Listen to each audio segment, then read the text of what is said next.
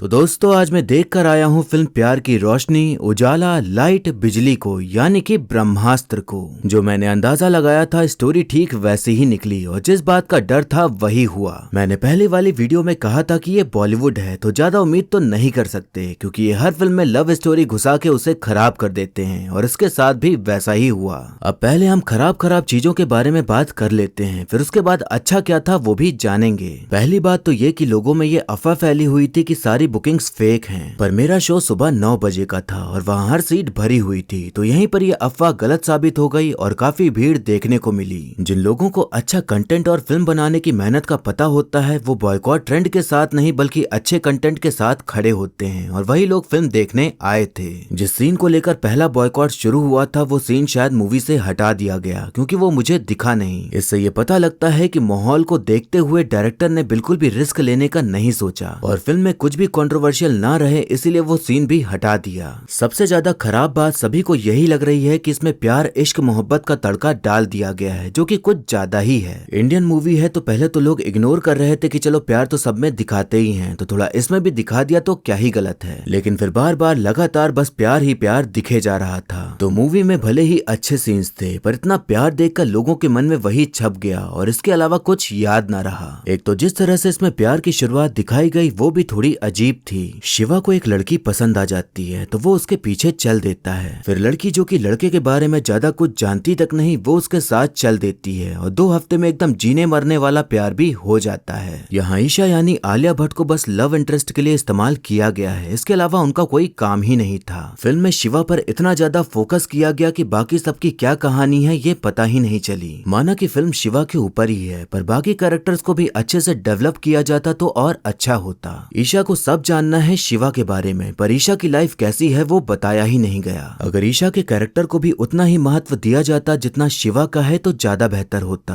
उसकी भी अपनी एक कहानी होती तो अच्छा होता, पर वो हर जगह बस शिवा शिवा ही चीखते नजर आती हैं। इस फिल्म को लिखा गया था 10-11 साल पहले तो हो सकता है कि उस टाइम ये स्टोरी चल जाती, पर अब सिनेमा बदल रहा है और लोगों के पास काफी कुछ है देखने को। तो अब सिर्फ लव स्टोरी वाली कहानी नहीं चलने वाली बल्कि लोगों को चाहिए कुछ नया और यूनिक। मूवी का मेन थीम प्यार और रोशनी है तो उसे ही अंत तक लेकर चला गया है, पर ज्यादा मिठाई में कीड़े पड़ ही जाते हैं इसलिए ज्यादा प्यार लोगों को पसंद नहीं आया और यही मेन वजह बन गई कि लोगों के जेन्युइन रिव्यूज थोड़े नेगेटिव से आ रहे हैं। फिल्म में कुछ सिली मिस्टेक्स हैं, जैसे कि ईशा ब्रह्मास्त्र के टुकड़े लेकर पहाड़ के किनारे खड़ी हो जाती है और विलन से कहती है कि अगर आगे आई तो मैं ये टुकड़े खाई में फेंक दूंगी। विलन यहाँ पर जुनून है जो कि अपनी शक्तियों से उड़ सकती है, कहीं भी जा सकती है और खाई में गिरने से मर तो बिल्कुल भी नहीं सकती। पर कमाल की बात यह है कि वो ईशा की इस बचकानी धमकी से डर जाती है। एक और बात जनता को पसंद नहीं आ रही कि इसके डायलॉग्स बिल्कुल ही बचकाने हैं और ऐसा लग रहा है जैसे सबको लाइंस पकड़ा दी गई हैं और कहा गया है कि ये चीजें तुमको बोलनी है। फिल्म में एक भी ऐसा डायलॉग नहीं है जो कि आपको याद रहे। अब ये तो हो गई वो बातें जो अच्छी नहीं लगी, पर अब आते हैं कि फिल्म में अच्छा क्या था। सबसे अच्छी और बेहतरीन चीज हमें पहले ही देखने को मिल जाती है जो कि है SRK का कैमियो। शाहरुख खान इस फिल्म में एक साइंटिस्ट का रोल निभा रहे हैं जिसके पास वानर अस्त्र की शक्तियां हैं। उनका जितना भी रोल था वो सबसे ज्यादा शानदार देखने को मिलता है और पूरे थिएटर में तालियों और सीटियों और होटिंग का शोर देखने को मिलता है और मूवी से ज्यादा शाहरुख की ही तारीफ हो रही है।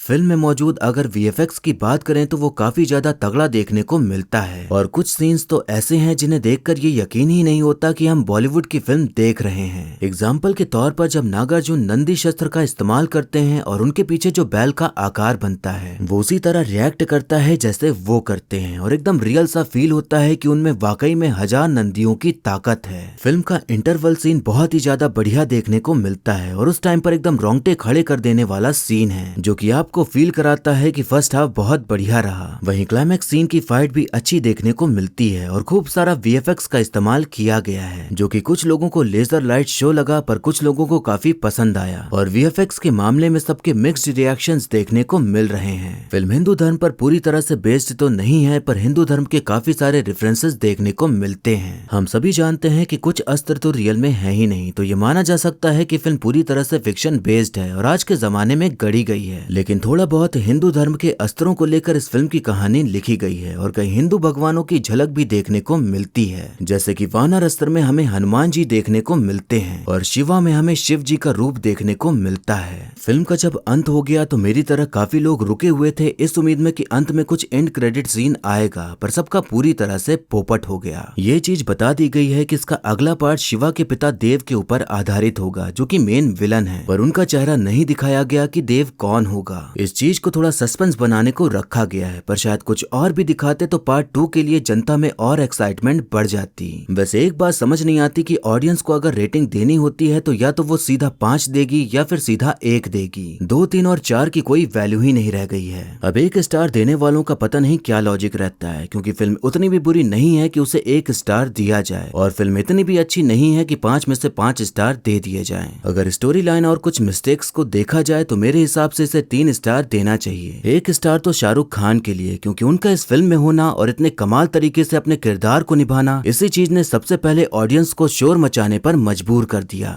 दूसरा स्टार अयान मुखर्जी की सोच के लिए, कि उन्होंने इस फिल्म को बनाने का सोचा और बॉलीवुड में कुछ नया लेके आए, और फिल्म का वीएफएक्स, इंटरवल, क्लाइमेक्स सब सही देखने को मिला। बाकी तीसरा स्टार सभी की एक्टिंग के लिए, खासकर नागार्जुन और अमिताभ सर ने जो काम किया है वो काबिले तारीफ है। अयान मुखर्जी ने कुछ नया करने का तो सोचा, लेकिन उसमें वही पुराना बॉलीवुड का घिसा पिटा मसाला डाल दिया, जिसकी वजह से अच्छी खासी पिक्चर की स्टोरी कमजोर पड़ गई, तो उसका 1 स्टार कटना जरूरी है। और एक और स्टार इसलिए कम क्योंकि फिल्म में गाने भर दिए गए हैं और प्यार की कहानी का भरपूर गलत तरीके से इस्तेमाल हुआ है, और ईशा के कैरेक्टर को अच्छी तरह से इस्तेमाल नहीं किया गया, बल्कि उसे एक डमी की तरह यूज किया गया, वो भी शिवा के कैरेक्टर को डेवलप करने के लिए। ये इस फिल्म का पहला पार्ट है, तो ये बात लाजमी है कि किसी चीज की शुरुआत करने पर गलतियां तो होती ही हैं, पर उम्मीद करते हैं कि जो भी लोगों के रिएक्शंस आ रहे हैं और मूवी में जो सही नहीं लग रहा, उन सभी बातों को अयान मुखर्जी समझेंगे और अगले पार्ट में ऐसी गलतियां नहीं करेंगे। मुझे अभी भी सेकंड पार्ट से उम्मीदें हैं और उसके लिए एक्साइटेड हूँ, क्योंकि इस ट्रायलॉजी का पूरा होना जरूरी है और ऐसी मूवीज आते रहना भी जरूरी है। तभी बॉलीवुड के कल्चर में बदलाव आएगा और गलतियों को सुधारते हुए और ऑडियंस की डिमांड को समझते हुए इसी तरह की नई मूवीज बनेंगी। लेकिन अगर अभी भी उनका यही बर्ताव रहा कि जो हम पर उसे वही जनता खाए, तो फिर इनकी नैया डूबने से कोई भी नहीं बचा सकता, क्योंकि ऑडियंस ही सब कुछ है, और अगर उसकी ही नहीं सुनोगे तो आपका ही नुकसान है। अब यहाँ पर मैं बात करना चाहूंगा उनके बारे में जो फिल्म को बॉयकॉट कर रहे हैं। आपका मेन मुद्दा यही है कि बॉलीवुड हिंदू धर्म को इज्जत नहीं देता और उसका मजाक बनाता है, इसलिए हम कोई भी फिल्म नहीं देखेंगे। अब जब एक ऐसी फिल्म आई है जिसमें कि हमारे भगवान से जुड़े रेफरेंसेस हैं, उनको प्रेस किया गया है, तब भी आपको दिक्कत हो रही है और आप खोद खोद कर बेमतलब में ही बॉयकॉट ट्रेंड चला रहे हैं। अब आपका कहना है कि हमने बॉयकॉट किया इसलिए अब ऐसी फिल्में बन रही हैं, लेकिन हम नहीं देखेंगे। आपको तो पहले ये समझना चाहिए कि फिल्म 2020 के बाद नहीं बनी है, बल्कि 10 साल पहले से ही बन रही थी। तब तो शायद आपने बॉयकॉट शब्द भी नहीं सुना होगा और न ही उसका मतलब जानते होंगे। जब कुछ अच्छा आ रहा है तो उसे प्रेस करना सीखिए, और जब कुछ बुरा आए तो अपनी आवाज उठाइए, तब तो कुछ सेंस बनता है आपकी बातों का, वरना ऐसे ही सेंसलेस बातें करके कोई मतलब नहीं निकलता।